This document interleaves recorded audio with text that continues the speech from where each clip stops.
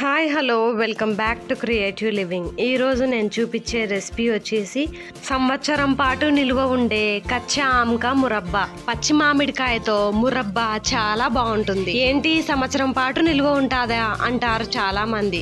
ఎగ్జాక్ట్గా సంవత్సరం వరకు నిల్వ ఉంటాయి నేను చూపించిన విధంగా చేస్తేనే. ముందుగా ఒక 3 పచ్చి మామిడికాయలు తీసుకొని వాటిని ఇలాగా చెక్కు తీసుకొని పెట్టుకోవాలి. ఇలా నీట్గా అన్నిటికీ చెక్కు తీసుకున్న తర్వాత ఇలా బాగా పీల్ చేసుకున్న మామిడికాయలను ఇక్కడ చూపించిన విధంగా స్లైసెస్ లాగా కట్ చేసుకోవాలి. ఇలా ఇక్కడ చూపించిన విధంగా స్లైసెస్ లాగా కట్ చేసుకొని వీటిని ఇలాగా పెద్ద పెద్ద ముక్కలుగా కట్ చేసుకోవాలి. ఇక్కడ చూపించిన విధంగా ఇలా పెద్ద ముక్కలుగా కట్ చేసుకోవాలి.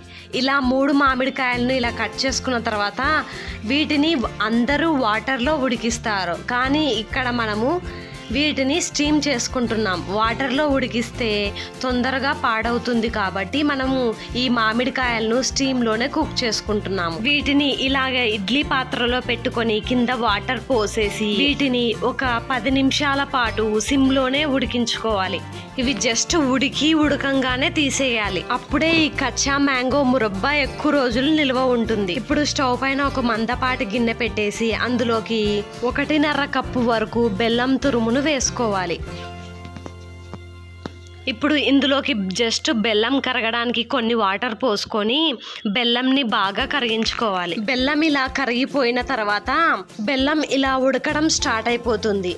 ఇలాగా ఎంతసేపు ఉడికించుకోవాలంటే లేత తీగ పాకం వచ్చేంత వరకు ఈ బెల్లం పాకాన్ని ఉడికించుకోవాలి. ఇక్కడ చూస్తున్నారు కదా, ఇలా లేత తీగ పాకం వచ్చేంత వరకు ఉడికించుకున్న తర్వాత ఇప్పుడు ఇందులోకి మనం కుక్ చేసి పెట్టుకున్న మామిడికాయ ముక్కలను వేసుకోవాలి.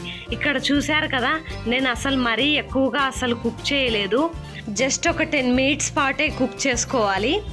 ఇలా వీటిని బెల్లం పాకంలో వేసుకున్న తర్వాత ఒకసారి బాగా కలుపుకోవాలి. ఇప్పుడు ఈ బెల్లం పాకంలోనే మామిడికాయలు బాగా ఉడికిపోతాయి. మామిడికాయలో ఉన్న ఎసెన్స్ అంతా ఈ బెల్లం పాకంలోకి దిగుతుంది. ఇందులోకి 1 ఇంచు వరకు దాల్చిన చెక్కను వేసుకోవాలి. ఇప్పుడు ఇందులోకి ఒక 4 లవంగాలను వేసుకోవాలి. ఇప్పుడు 1 టేబుల్ స్పూన్ వరకు ఇలాచీ పౌడర్ ని వేసుకోవాలి.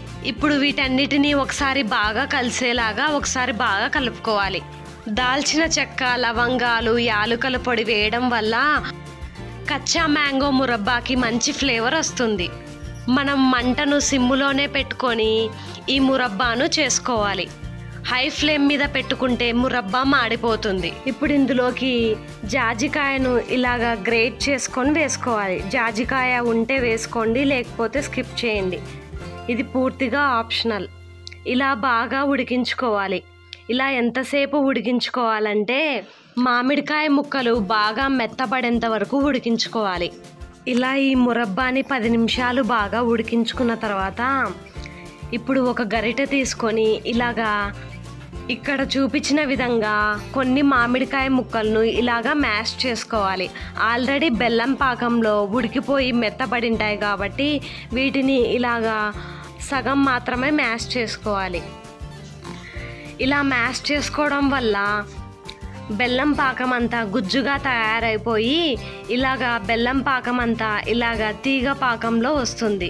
ఇలా తీగ పాకం వచ్చిన తర్వాత గ్యాస్ ఆఫ్ చేసుకొని చల్లారిన తర్వాత ఒక సర్వింగ్ బౌల్లో సర్వ్ చేసుకుంటే ఎంతో టేస్టీగా అండ్ హెల్దీ అయిన కచ్చా మ్యాంగో మురబ్బా రెడీ అయిపోయింది. నేను ఈ మురబ్బాని ఒక రోజంతా బయటే పెట్టాను, కానీ ఏమాత్రం పాడవ్వలేదు. చూశారు కదా ఎంత గట్టిగా ఉందో. ఈ మురబ్బాని చపాతీతో కానీ బ్రెడ్తో కానీ తినొచ్చు. మార్నింగ్ బ్రేక్ఫాస్ట్కి కానీ ఈవినింగ్ స్నాక్స్కి కూడా బాగుంటుంది. చూశారు కదా కచ్చా మ్యాంగో మురబ్బా ఎలా తయారు చేసుకోవాలో. ఈ కచ్చా మ్యాంగో మురబ్బా జామ్ లాగా మాత్రం ఉండదు. కచ్చా మ్యాంగో జామ్కి కచ్చా మ్యాంగో మురబ్బాకి టేస్ట్లో చాలా డిఫరెంట్ ఉంటుంది. చూశారు కదా సంవత్సరం పాటు నిల్వ ఉండే కచ్చా మ్యాంగో మురబ్బాను ఎలా తయారు చేసుకోవాలో. దీన్ని గాజు సీసాలో స్టోర్ చేసుకుంటే సంవత్సరం వరకు నిల్వ ఉంటుంది. ఇలాంటి మరెన్నో క్రియేటివ్ రెసిపీస్ మీరు చూడాలనుకుంటే, మీలాగే ప్రతి ఒక్కరికి ఈ వీడియో చేరాలంటే లైక్ చేయండి, షేర్ చేయండి, సబ్స్క్రైబ్ మాత్రం మర్చిపోకండి. Thanks for watching.